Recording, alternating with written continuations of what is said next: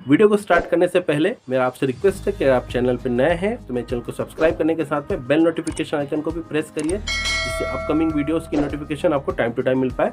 And video पसंद आता है तो इसे लाइक करने के साथ में शेयर भी करिए। तो फ्रेंड्स आज वीडियो का टॉपिक अरेका पाम प्लांट की केयर, इसके प्रॉपर मैनेजमेंट के ऊपर में है। मैं आपको मैनेजमेंट से रिलेटेड 10 से 11 ऐसी बातें बताने वाला हूं, साथ में केयर से रिलेटेड 2 से 3 ऐसी बातें बताने वाला हूं, जिनको जान के, जिनको समझ के आप अपने प्लांट की सालों साल बहुत अच्छे से केयर कर सकते हैं। साथ ही फ्रेंड्स, अगर आपके प्लांट पे टिप्स ब्राउन हो रही हैं या टिप्स ब्राउन हो जाती हैं तो उसका आपको सोल्यूशन नहीं पता है, प्रॉब्लम क्या होती है ये नहीं पता है, तो इसके बारे में भी मैं आपको बताने वाला हूं। तो एक कंप्लीट सोल्यूशन मिलने वाला है आपको अरेका पाम का इस वीडियो के अंदर में। सो मेरे साथ अंत तक बने रहिए। साथ ही फ्रेंड्स, मैं यहाँ पे आपको अलग अलग साइज के हिसाब से अगर आप प्लांट लेके आते हैं तो उसका पॉटिंग सॉइल क्या बनाना है जिससे प्लांट आपका स्टेबल रहे, झुके नहीं, मुड़े नहीं, और साथ में उसमें ग्रोथ भी बनी रहे। तो फ्रेंड्स, वीडियो को स्टार्ट हम करेंगे इसके लिए पॉटिंग सॉइल किस से बनाना होता है इसके ऊपर में।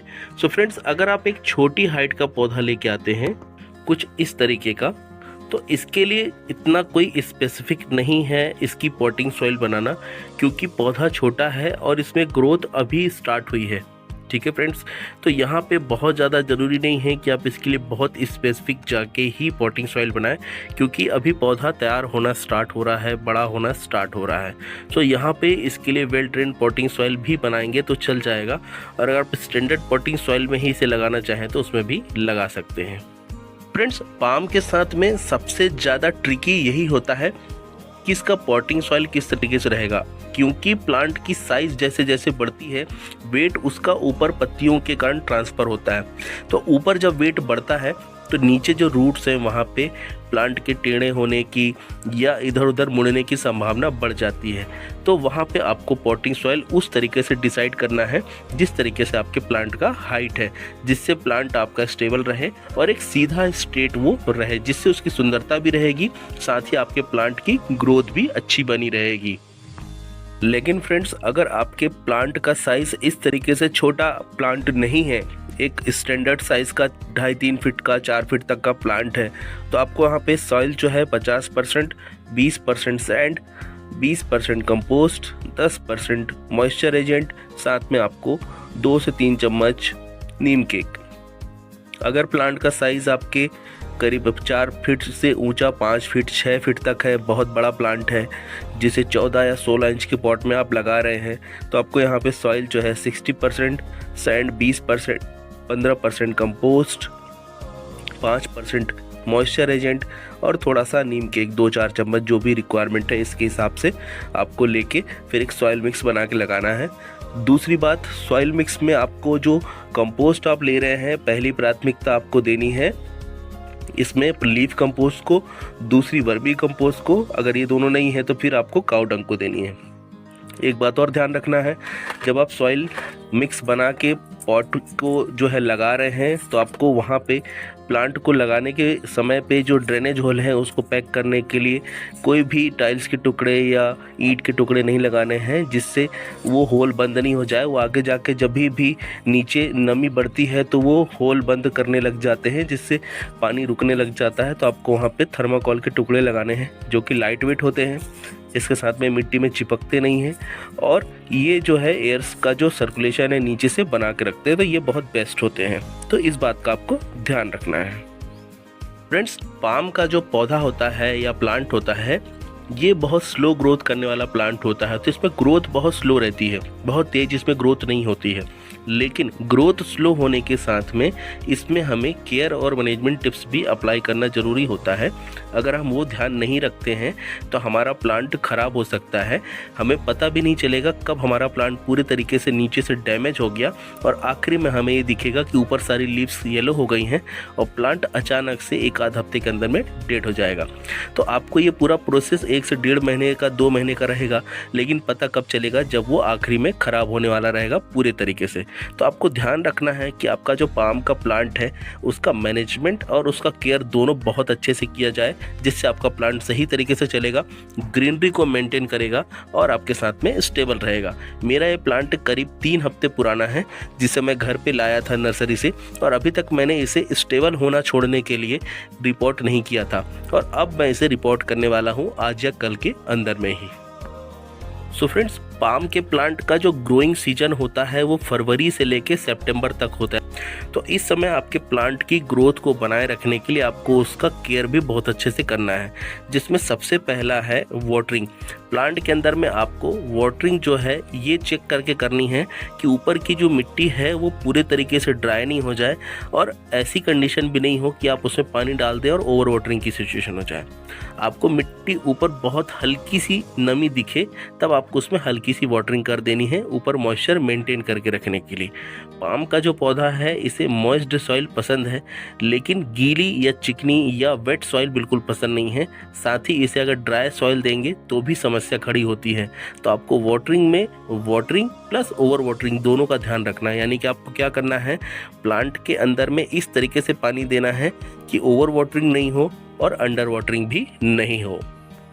फ्रेंड्स, प्लांट के ऊपर में आप जब वाटरिंग कर रहे हैं तो आपको ये ध्यान रखना है कि जो भी वाटर आप प्लांट के अंदर में दे रहे हैं उसका TDS का जो लेवल है वो बिलो 600 होना चाहिए। 600 से ऊपर का TDS लेवल का पानी आप मत दीजिए। अगर आपके पास में ऑप्शन नहीं है 600 से नीचे मेंटेन करने का, तो आप फिर इसके अंदर में once in a while, week में एक आध बार या महीने में एक आध दो बार आप इसके अंदर में RO वाटर दे सकते हैं, जिससे TDS का लेवल प्लांट की सॉइल के अंदर में बैलेंस रहेगा। फ्रेंड्स, वाटरिंग के बाद में दूसरा है फर्टिलाइज़र। फ्रेंड्स, अरेका पाम के प्लांट को बहुत ज़्यादा फर्टिलाइज़र पसंद नहीं है। इस प्लांट को अगर आप ज़्यादा फर्टिलाइज़र देते हैं तो भी इसके अंदर में प्रॉब्लम आती है, वो मैं आखिरी में आपको बताने वाला हूँ। सो आपको क्या करना है, इसे 3 से 4 महीने में एक बार फर्टिलाइज़ करना है, और 100 से 200 ग्राम फर्टिलाइज़र 10 इंच के पॉट के लिए सफिशिएंट होता है। इसमें लीफ कंपोस्ट सबसे बेस्ट है, अगर नहीं है तो वर्मी कंपोस्ट, वो भी नहीं है तो फिर काऊ डंग मैन्योर आप दे सकते हैं। साथ ही फ्रेंड्स, प्लांट के अंदर में लिक्विड फर्टिलाइज़र भी देना चाहिए, लेकिन उसका भी हमें ऑर्डर अलग तरीके से मेंटेन करना होता है। तो इस प्लांट को बहुत ज़्यादा फर्टिलाइज़र पसंद नहीं है, इसलिए लिक्विड फर्टिलाइज़र भी आप इसमें 3 से 4 महीने में एक आध बार आप दे दीजिए। और अगर आप इसे वाटर के साथ में देना चाहते हैं तो बहुत कम 5 से 10% लिक्विड फर्टिलाइज़र किसी भी जो प्लेन वाटर है उसके अंदर में मिक्स करके आप अपने प्लांट में दीजिए जब आप वाटरिंग कर रहे हैं, तो भी प्लांट की ग्रोथ बहुत अच्छी चलती रहेगी और प्लांट आपका स्टेबल रहेगा। लेकिन वहाँ पे जो लिक्विड फर्टिलाइज़र है उसकी क्वांटिटी 5 से 10% ही प्लेन वाटर के अंदर में होनी चाहिए। इसके साथ में फ्रेंड्स, आपको इस बात का विशेष ध्यान रखना है कि आपको आपके प्लांट के अंदर में ओवर फर्टिलाइज़ कभी नहीं करना है। आप अगर ओवर फर्टिलाइज़ करते हैं तो रूट्स जो हैं वो वार्म हो जाएंगी, गर्म हो जाएंगी, और गर्म हो जाने से आपके प्लांट पे रिवर्स इफेक्ट होगा। सो आपको क्या करना है, फर्टिलाइज़ हमेशा बैलेंस ही करना है, जिससे प्लांट के अंदर में ग्रोथ के साथ में सब कुछ बराबर बना रहे। फ्रेंड्स, प्लांट की केयर में तीसरा पॉइंट है सनलाइट। आपके अरेका पाम के प्लांट को बिल्कुल भी फुल सनलाइट की रिक्वायरमेंट कभी भी नहीं होती है, लेकिन इसे अंधेरा बिल्कुल पसंद नहीं है। आपको हमेशा इसे ऐसी जगह पे रखना है जहाँ पे चारों तरफ से इसे इक्वल क्वांटिटी में ब्राइट लाइट मिल रही हो, यानी हर एक तरफ से इसे उजाला बराबर मिल रहा हो। केवल इधर से उजाला हो या इधर से हो ऐसा नहीं है, चारों तरफ से उजाला इसे बराबर मिले, ऐसी जगह पे आपको रखना है। लेकिन कभी भी प्लांट आपका डायरेक्ट सनलाइट के कॉन्टेक्ट में नहीं होना चाहिए। आपको अगर प्लांट को डायरेक्ट सनलाइट देना है तो सुबह जो 1 घंटा होता है सूरज निकलने से लेके वहाँ तक का आपको ही केवल इसे धूप देनी है, वो भी हफ्ते में एक आध बार। फ्रेंड्स, आपके प्लांट पे चौथा और सबसे इम्पॉर्टेंट काम है cutting, pruning and reporting. Friends, आपके प्लांट पे कभी भी अगर येलो लीव्स दिख रही हैं तो आपको क्या करना है, उसे कट कर देना है, जिससे दूसरी लीव्स येलो होने से बच जाएंगी। साथ ही फ्रेंड्स, नीचे जो बेस का एरिया होता है वहाँ पे भी आपको पूरा क्लीन रखना है। कोई भी लीव्स येलो हो रही हैं या कोई भी लीव्स ख़राब हो रही हैं उनको रिमूव कर देना है, क्योंकि फंगस की समस्या प्लांट पे हमेशा बेस से ही स्टार्ट होती है। तीसरा और सबसे इम्पॉर्टेंट है, जब तक मस्ट नेसेसरी नहीं हो, ऐसा बिल्कुल भी नहीं लगे कि आज रिपोर्ट नहीं किया तो पौधा 15 दिन में मर जाएगा, तब तक आप प्लांट को रिपोर्ट मत करिए। भले ही आपको प्लांट को रिपोर्ट किए हुए 2 या 3 साल क्यों ना हो गए हों। फ्रेंड्स, वीडियो के स्टार्ट पे मैंने आपको बोला था कि इस प्लांट पे टिप्स जो है ब्राउन होती हैं, इसका सॉल्यूशन भी दूंगा। तो 6 ऐसी बातें हैं जिन्हें आपको ध्यान रखना है, जिसमें सबसे पहला है, अगर आप प्लांट के ऊपर में ज़्यादा पानी देंगे तब भी इसकी जो टिप्स हैं ये ब्राउन होंगी। आप इसमें कम पानी देंगे तब भी इसकी टिप्स ब्राउन होंगी। आप इसके अंदर में ज़्यादा फर्टिलाइज़र देंगे तब भी इसकी टिप्स ब्राउन होंगी। अगर इसे ठंड ज़्यादा रहेगी, ठंडक ज़्यादा रहेगा, 15 से नीचे का टेम्परेचर रहेगा तो भी इसकी टिप्स ब्राउन होंगी। अगर इसको 25 से ऊपर का टेम्परेचर मिलेगा तब भी इसकी टिप्स ब्राउन होंगी। साथ ही फ्रेंड्स, अगर इसे एक्सेस सनलाइट मिलेगा, यानी कि आप इसे ज़्यादा देर तक धूप में रखते हैं, तब भी इसकी टिप्स ब्राउन होंगी। तो ये 6 ऐसे कारण हैं जिसके कारण आपके प्लांट की टिप्स हमेशा ब्राउन होंगी। तो आपको ये ध्यान रखना है कि इसका मैनेजमेंट बहुत अच्छे से करना है। साथ ही इसके लीव्स के ऊपर में अगर ड्राइनेस रहेगी तब भी लीव्स इसकी ब्राउन होंगी और अलग अलग जगह पैचेस भी हो सकते हैं। तो आपको ये ध्यान रखना है कि प्लांट की केयर आपको प्रॉपर करना है। उसके लिए आपको वाटरिंग समय से करनी है, साथ में आपको इसको ब्राइट लाइट में रखना है और ठंड और गर्मी दोनों ही सीजन में इसकी केयर प्रॉपर तरीके से करनी है। सो फ्रेंड्स, इसकी केयर से रिलेटेड 2 महत्वपूर्ण बातें हैं जिनको भी जानना आपको ज़रूरी है, जिसमें पहला है कि प्लांट के ऊपर में आपको डेली जो प्लेन वाटर होता है, आरओ वाटर या एसी का वाटर या रेन वाटर, उसको आपको क्या करना है, इसके ऊपर में स्प्रे करना है, जिससे इसकी लीव्स हाइड्रेट रहेंगी, नमी इनके अंदर में बनी रहेगी और ये ब्राउन नहीं पड़ेंगी, साथ में इनकी चमक बरकरार रहेगी। इसके साथ में फ्रेंड्स, आपको क्या करना है, करीब आधा चम्मच, हाफ स्पून जो सिनेमन पाउडर होता है, यानी दालचीनी का पाउडर, उसको अच्छे से उबाल लेना है। उसे 4 से 5 लीटर पानी के अंदर में आपको मिक्स करके रख लेना है और जब भी आप वाटरिंग कर रहे हैं तो महीने में 1 या 2 बार उसको भी देना है, जिससे रूट्स में नीचे तक कहीं पे भी फंगस की समस्या नहीं रहेगी। एक नेचुरल एंटी फंगल का काम करता है सिनेमन पाउडर, जो कि प्लांट की रूट्स को हेल्दी रखने में आपके हेल्प करता है।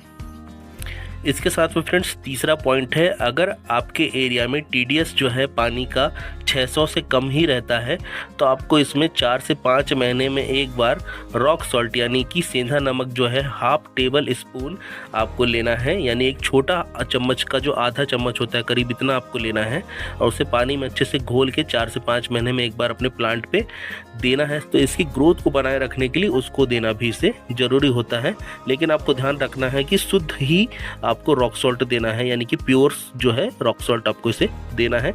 इसे मिक्स किया हुआ या किसी भी तरीके से प्रोसेस्ड वाला नहीं देना है।